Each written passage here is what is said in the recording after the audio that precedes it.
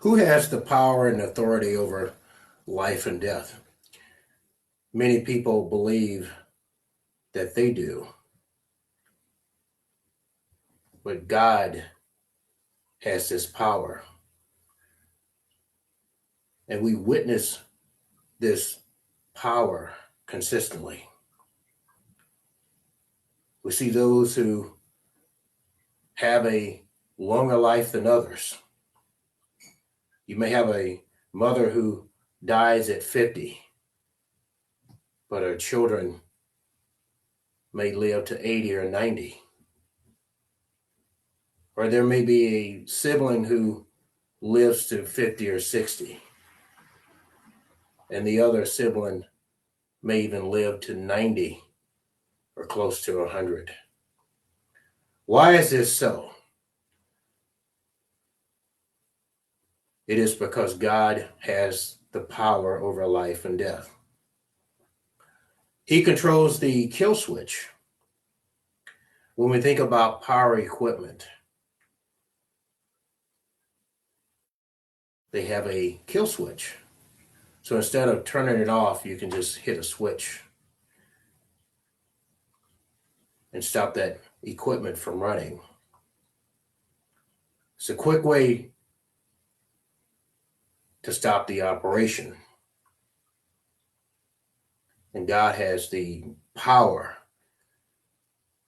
and He has the authority over life and death.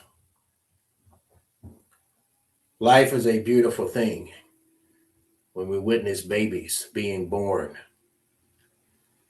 and we can appreciate the lives that we have been given, and the families around us, and the friends and co-workers, church members, our neighbors, our communities, our states, and our nation. But what about death? And so many people think about the physical death, and they miss the point of their spiritual death.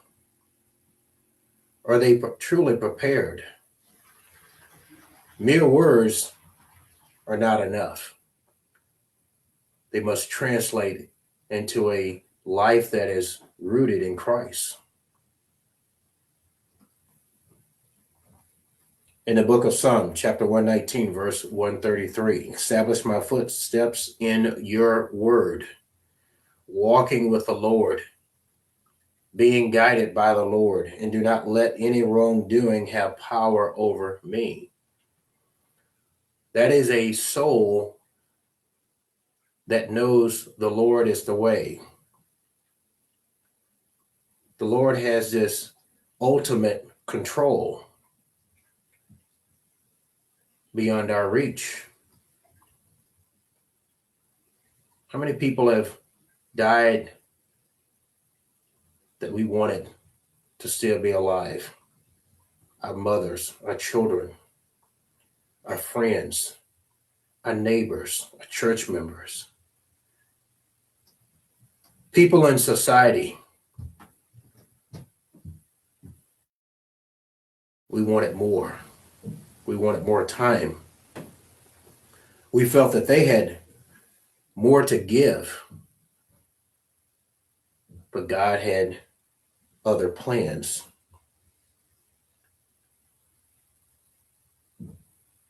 In the book of Romans, in chapter 8, verse 6, for the mind is on the flesh is death, but the mind set on the spirit is life and peace.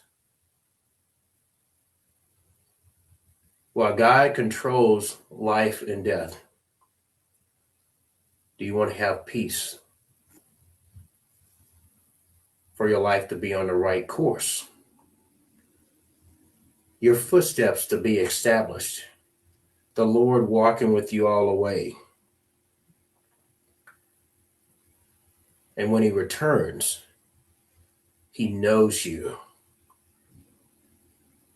How many souls that will be judged thinking that they were walking with the Lord?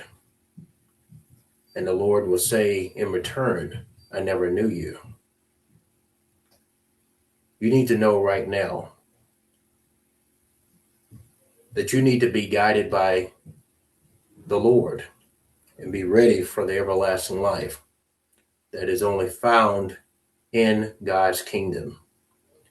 You can change your trajectory, your eternal presence to be with Jesus. And the time is right now.